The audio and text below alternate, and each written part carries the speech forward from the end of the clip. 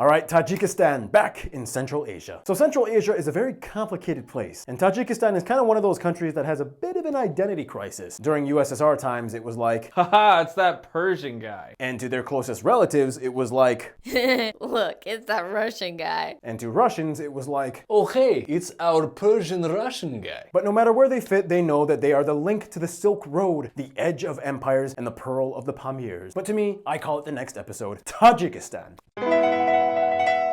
It's time to learn geography now! Hey everybody, I'm your host Barbs. And get Geography Now merch at geographynow.com. It's not selling out if it's your brand. Anyhow, so some countries link continents, others link cultural regions, and some countries had their links destroyed by cyclones 600 years ago. The point is, there's a lot of connector countries, and very few in this world can claim that title like Tajikistan. They are literally the center of the Iranic, Turkic, Sino, and Indo-Aryan worlds, and they also sometimes speak Russian. We'll get to that stuff later, but first, the map.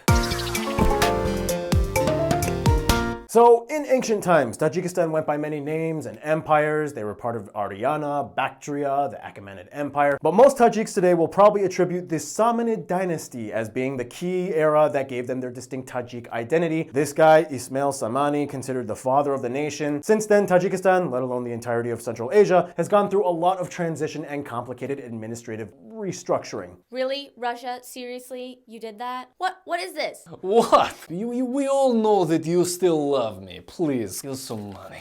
Just take it. Just go. Yeah, that's kind of a story for another time. But in any case, here's the motion graphic.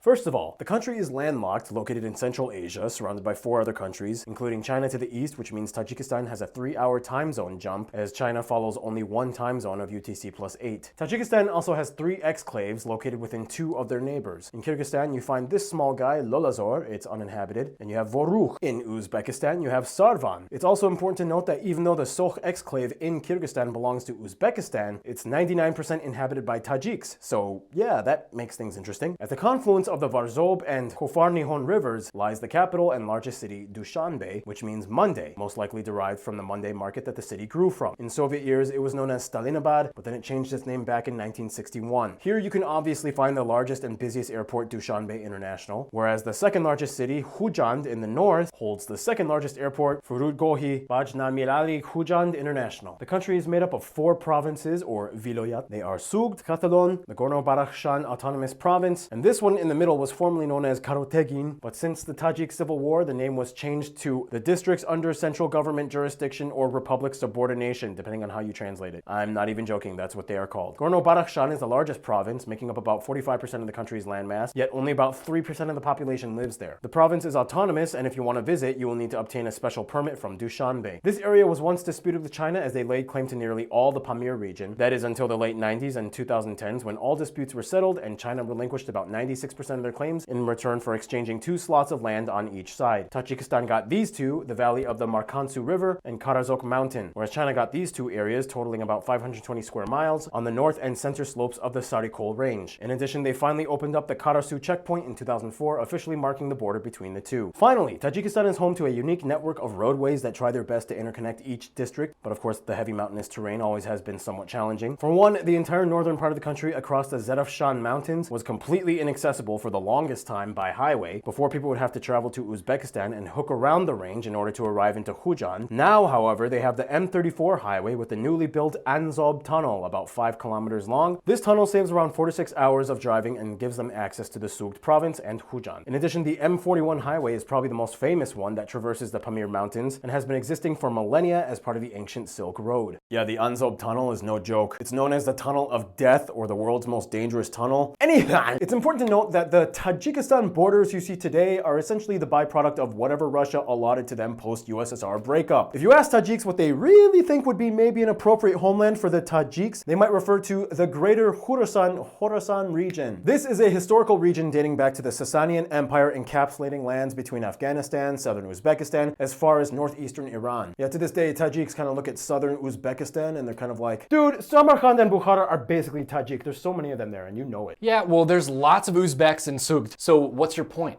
I'm just saying. I'm just saying.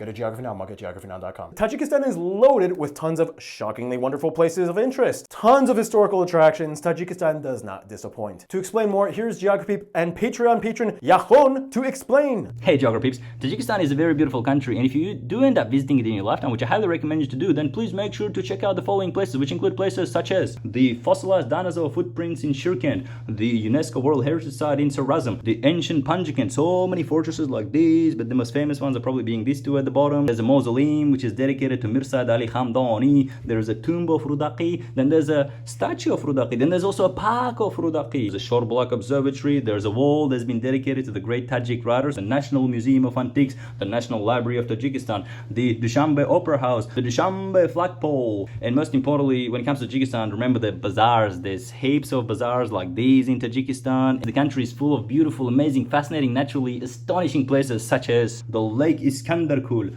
the Lake Karakul, and of course, the Karakum Reservoir. Thank you, Geography peeps.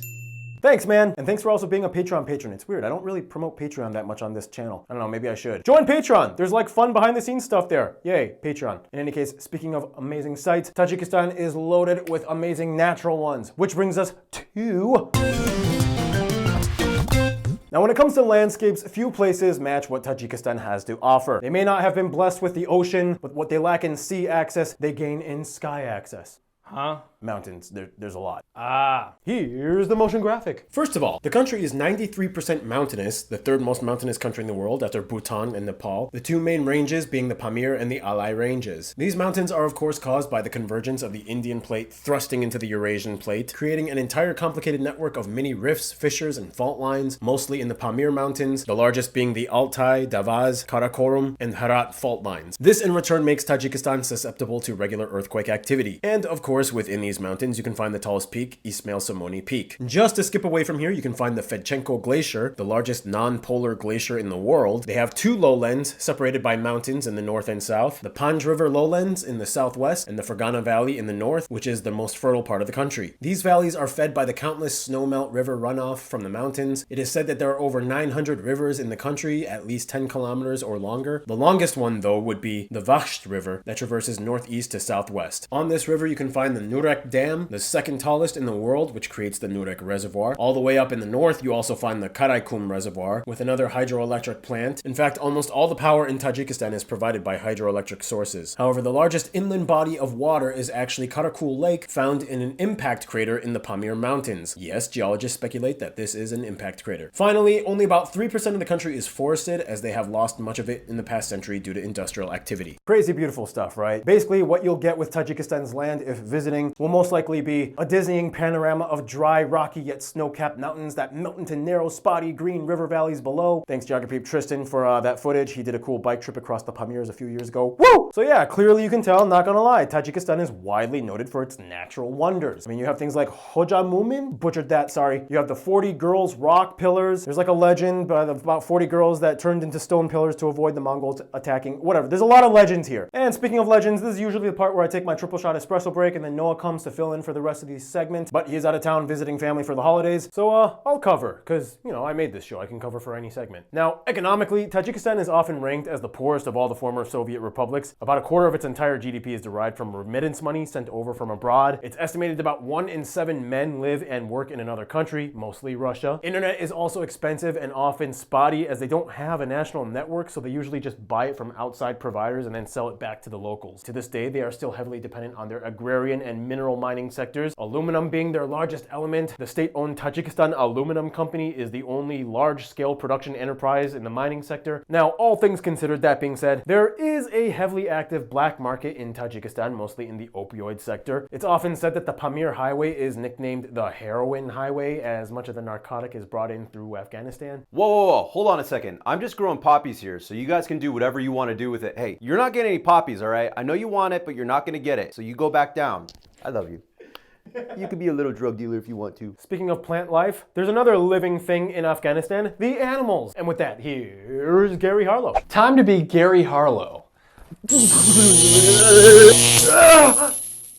Gary Harlow here. Now, Tajikistan may have only 3% forest coverage, but you don't need lots of trees to have animals. The country has about 20 national nature reserves and parks, the largest and most famous being Tajik National Park, classified as a UNESCO heritage site. Only one fish lives in Lake Karakul, the stone loach. In the steep hills you can find wild boars, the Turkestan lynx, ermines, Talai hares, juniper voles, and numerous wild ram and sheep species. And if you're lucky enough, you might spot the incredibly rare snow leopard in the Pamir Mountains. There's only about 300 of them left. Or in the South Davos region, you might find the rare Tajik brown bear. Iskandarkul Lake is one of the best hotspots for birds. Many of the birds sound like this.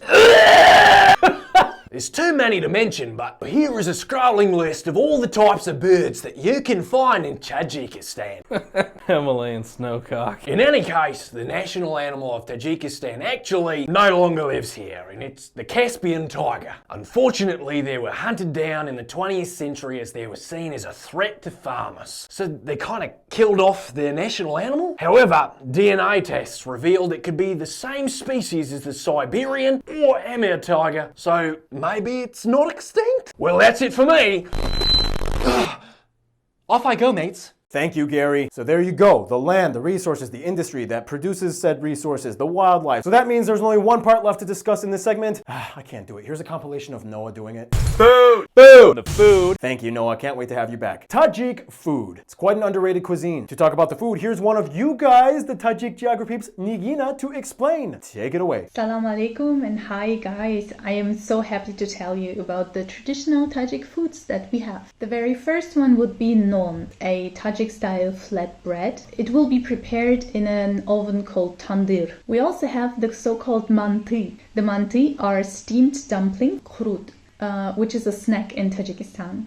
It will be prepared from a thickened salty yogurt called süzma. You can eat them like savory hard candy. There are also many other traditional foods in Tajikistan, one of which is the hurutop, which is also a national dish, or the shurpo, which is a very rich soup. The most famous dish and the king of the table would be the plov. But depending on the region where it's from, people will add other ingredients. There is also a huge tea culture in Tajikistan. We love to drink our green tea together with different kinds of nuts and fruits and also dried fruits. Shirchoy is a milk tea with butter. We invite you to see our incredible scenery and beautiful nature, try our delicious food, and experience the friendliness and hospitality of Tajiks. Thanks, Nigina. Oh my goodness, they made a salad out of bread. I fucking love carbs. I don't care what people say when they're all like, oh, carbs are bad for you. I just eat more out of spite. Carby Barbie. Oh yeah, and they are obsessed with melons. They even have a holiday dedicated to it, and the president even opened up a tea house building shaped like one. We'll discuss more about the president in the next segment, which by the way is coming up right now. So, what exactly is a Tajik person, or even just a person from Tajikistan that might not even actually be ethnically Tajik? Well, that question has quite a number of nuances depending on whom you ask, but essentially it boils down to a group of people with lots of history. Here are some of you guys explaining. Initially, Central Asia had predominantly been settled by the Persian-speaking people for thousands of years. Waves and waves of nomadic migrations were coming in from North and Northeast Asia. Most of them were Turkic, with the only exception being the Mongols in the 13th century. In the mid-1800s, the Russians come in from the northwest, but by the time they came in, the region became so heavily Turco-Persian mixed that it was nearly impossible to draw a clear line to separate Turkic from Persian world. Stalin makes 4 out of 5 republics Turkic and only 1 Persian, Tajikistan. Being a Tajik means to be a Muslim with Persian culture and with great Russian influence. But despite all this mixed culture, I'm proud of being Tajik and I really like it. For me, being Tajik means to live with some strange stereotypes, but I'm feeling home. It always had strong ties to the Persian history, but also the Soviet influence, which made it less conservative. Also, we are quite a proud nation, and the appearance is quite an important thing. There is a Russian saying that the East is a delicate matter, which means that all those traditions and habits and ways of life in Central Asia are very symbolic and with many hidden meanings. Thank you. In any case, statistically, here's how the country breaks down. Motion graphic time. The country has a population of about 10 million people and has the fastest growing population in Central Asia, averaging at about 2.4 annually. There are also more Tajiks in diaspora than in Tajikistan, somewhere around 11 to 13 million in Afghanistan alone. At somewhere around 85%, the country is primarily made up of ethnic Tajiks. However, keep in mind, usually minority groups like the Pamiris and Yagnobi peoples sometimes get lumped into the Tajik category as they are ethno-linguistically related. After that, at about 13%, the next largest community are Uzbeks, specifically Sogdian Uzbeks that live in the north part of the country by Uzbekistan. And finally, the last remaining 2% are made up of other people groups, mostly Russians, Kyrgyz, Turkmens, and so on. There's even a few Koreans in there, believe it or not. They use the somoni as their currency, which by the way is one of the only few currencies that comes in a denomination of 3 for coins or banknotes. They use the types C and I plug outlets, and they drive on the right side of the road. Language-wise, obviously, Tajik is the official language of Tajikistan. The language is pretty much intelligible to the other Persian-based languages like Farsi in Iran and Dari spoken in Afghanistan. They can all understand each other. The biggest difference is that it is one of the only 2 Iranic languages written in the Cyrillic alphabet rather than the Arabic one. Woo! That's me! I got another mention in an episode. This time it's not for controversy. Woo! Otherwise, the only other difference between the 3 is that there are slight accents and differences in loan words from outside languages. Other than that, Russian is the secondary inter-ethnic language spoken here. I mean, go figure, Russian is useful in this part of the world. It's also important to note, though, that the Pamiris are kind of like a completely separate thing. Their languages are less intelligible and they have their own unique customs, many of which are inspired by Zoroastrianism. And today they are actually predominantly Shia as opposed to the Sunni majority. Which brings us to religion. Faith-wise, the vast majority at about 98% of the country identifies as Muslim, mostly in the Sunni branch Hanafi school of jurisprudence. The rest are mostly Christian, mostly Russian Orthodox. Now, it may be a Muslim majority country, however, here things are a little different from other quote-unquote Muslim nations. I mean, besides the fact that you'll probably see people drinking alcohol and eating pork products, the government also has imposed a lot of laws that they claim maintain tradition over non-traditional practices. Basically, even though the country is categorically secular and allows freedom of religion, the government has heavy involvement in anything religion-based, especially Islam. Their reasoning being, think of it, when you come from a culture that might sometimes clash with what many might consider Arab-centric customs that dominate much of the Muslim world, you're probably going to get a country like Tajikistan. For example, the government has a list of pre-approved topics for imams to preach on in mosques. Attendance to mosques and religious matters are banned for children under 18 unless they express interest. The Hajj, or pilgrimage to Mecca, is banned for anyone under 35. Hijabs, let alone burqas or any other Islamic clothing, are banned for women. If they want to dress modestly, they usually wear like a hairscarf. And men are not allowed to have thick beards as they are usually affiliated with extremism. Even Arab Islamic names were considered to be banned, even though the president kind of has one himself. Shut up. Their rationale behind this, it's kind of like this. Look, Iran, Afghanistan, I don't care if we practically speak the same language. I am not getting lumped into all the drama that you got into in the past few decades. Who do you think you are? You're calling me dramatic? You literally had a civil war. And I have more real Tajiks in my country than you do. Yeah, it gets a little complicated when they get their cousins involved. Anyway, now hearing all this, you're probably thinking, oh, let me guess, the unlimited term president, he has all the power, right? Well, technically they have 7-year terms, but every election cycle the president overwhelmingly wins and any opponents, if any, are squelched. This guy, Emomali Rahmon, has been in power since 1994. His pictures are everywhere on buildings. Yeah. It's a lot more complicated than that, though. I mean, it dates back to the Tajik Civil War and the old president guy. We don't have time to discuss it, but basically, post-Soviet Union collapse equals internal dispute sometimes. The point is, this is just Tajikistan in the past few decades, but looking at the grand scope of history, Tajikistan's story has been through so much transition. Hell, Fujian was basically the furthest Eastern Greek settlement during Alexander the Great's time. Even many religions and religious movements settled here. Hell, there's even Buddhist statues in their museums. Dynasty after empires have chiseled away at Tajikistan's story, making it the nation that it is today. In any case, that's quite a bit to digest, so let's burn off those information calories by bringing some sports into this video. To talk about that, here's Art with the sports part. Tajikistan. This one is going to be an interesting one. For one, Tajiks love to wrestle. If two families have two boys that are about the same age, it's not uncommon for them to make them battle it out in a wrestling match to see who's stronger. For example, if I was to take Tarchin here, who happens to be my son, and have him battle out another son that's about whoever one was the best. Oh yeah. No, I do have a son too. Like if I took my son and battle him out with somebody else too, All right, let's move on to the next segment. The national sport is gushtakiri, a form of wrestling. Traditionally, each district had its own alufta, or best wrestler that would compete for the village. Otherwise, much like their Afghan cousins, buzkashi is still played mostly in the cooler mountainside areas. The game involves a bunch of men riding horses on a field about 200 meters wide, and traditionally, they would attempt to grab and move a decapitated goat or calf carcass into the goal area to score a point, as if it was like a soccer ball. That's weird. I'm done.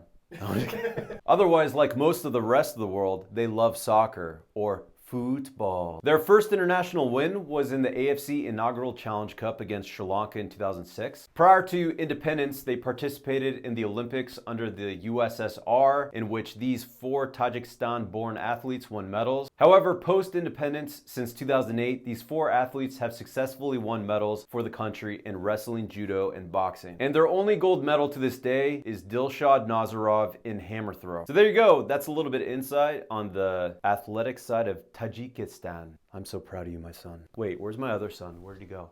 Mikhail. Thank you, Art. Fun fact, there's references to buzkashi in Rambo 3 and The Secret Life of Walter Mitty. And speaking of film and culture, there's only one person who can cover it ever so gracefully in these episodes. That would be Mrs. Random Hannah. Take it away.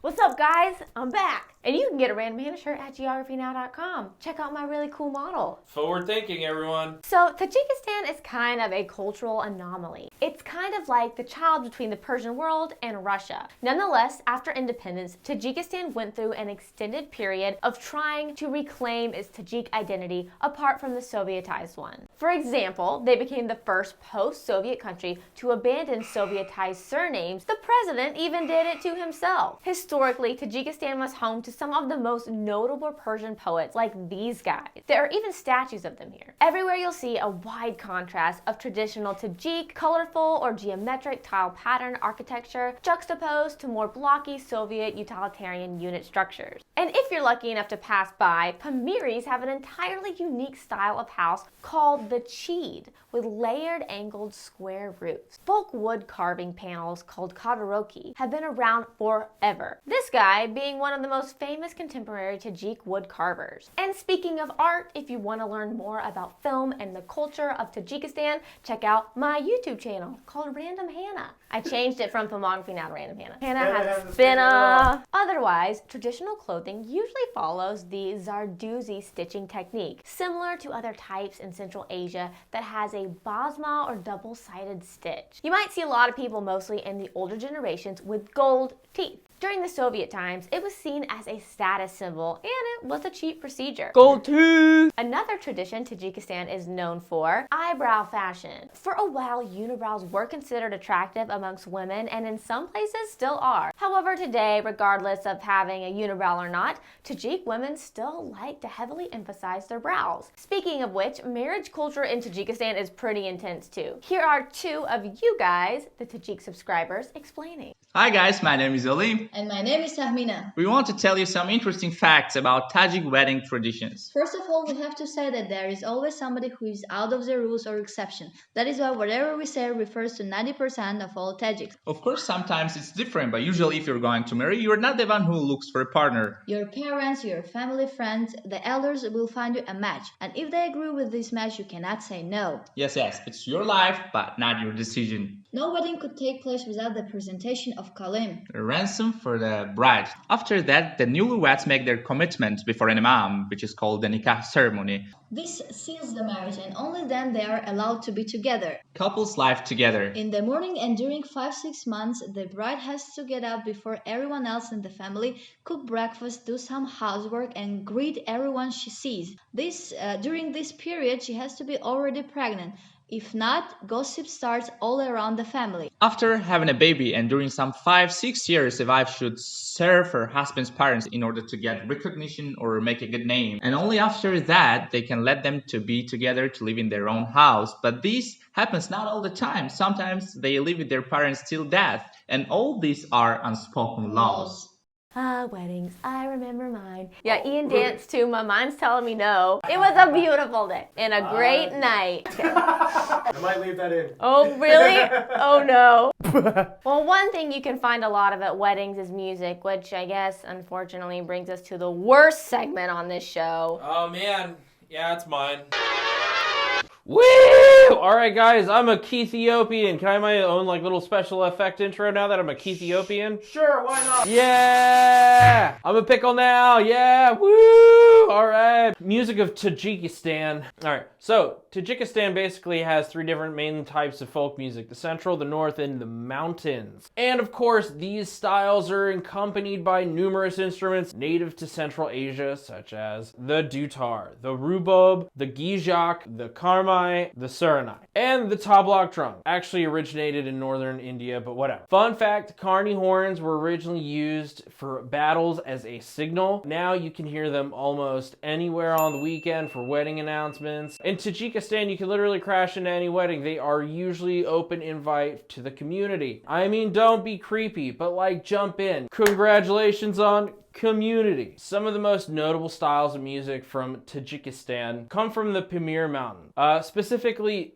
Falak music. It uses religious mythical themes of love and suffering derived from Persian poetry. It is usually played in like a descending hexachord scale kind of deal. And if you're those that you want to know, it's a hexachord scale. It's got 6 notes. Boom. Hex, meaning 6. And finally, in a more contemporary sense, Tajik music today is more modern, pop-oriented, using electronic beats. Here is a list of notable Tajik musicians you guys suggested we mention. Every single one of you wanted us to mention Manesia, who performed at Eurovision. Also, this dude who won the Central Asia's Got Talent. All you Tajiks, hell yeah.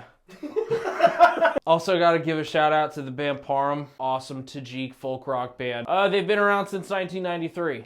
That's it for me, I'm Keith. Hey, look, you can get a Keith shirt, buy a Keith shirt at geographynow.com. It's cool, you can get shredded like me and Paul, even though I've bulked up some. Thank you, Keith. What are you doing, Keith? Thank you, Keith. Tajikistan has gone through so much in history from outside forces. Now let's see how they interact with those outside forces, shall we?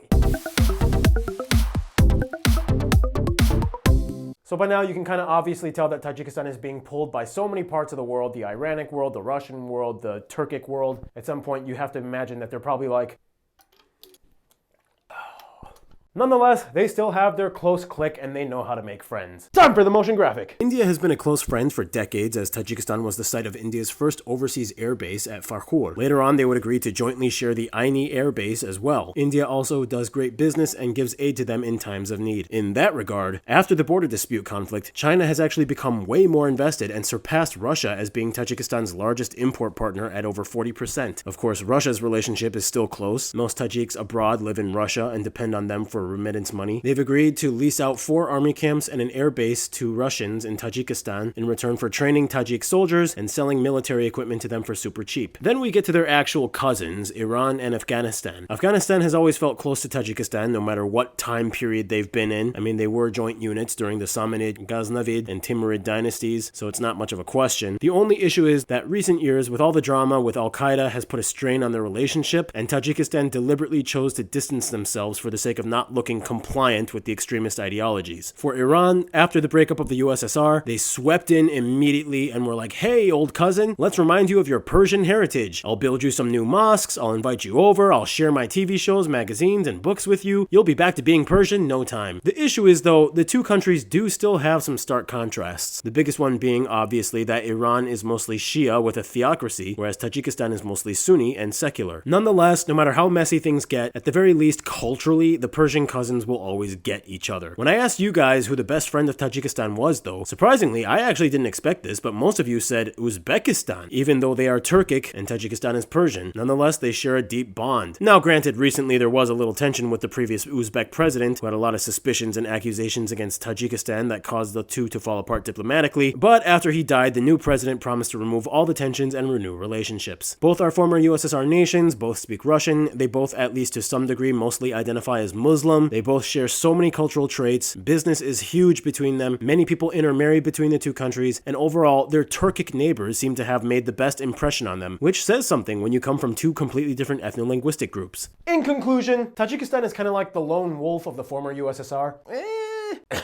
Okay, maybe one of. But the point is, they have a very distinct thing going on, locked away in the mountains, and they truly are kind of a story of historical fusion packed into one place. Stay tuned, Tanzania is coming up next. Love that place.